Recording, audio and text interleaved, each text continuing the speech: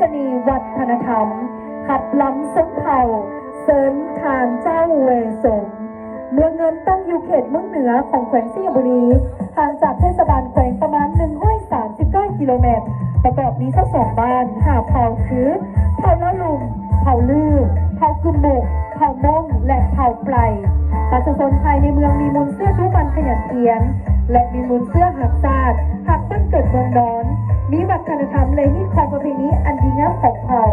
มีความสามัคคีกันอย่างแน่นแฟ้นเมืองเงินได้ประกาศเป็นเมืองสามัคคีปองดองในปี 2019 ซึ่งเป็นเมืองทมิตรของแขวงและเป็นเมืองทมิตรของสปป.ลาว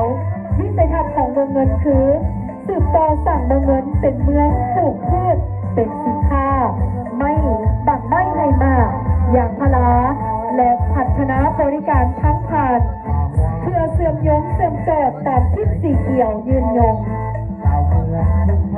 This parade is from Ngan District. Ngan District is in the northwestern of Siberia Province, being 130 kilometers from this municipality, consisting of 22 villages, and the population is more than 20,000 people. Ngan District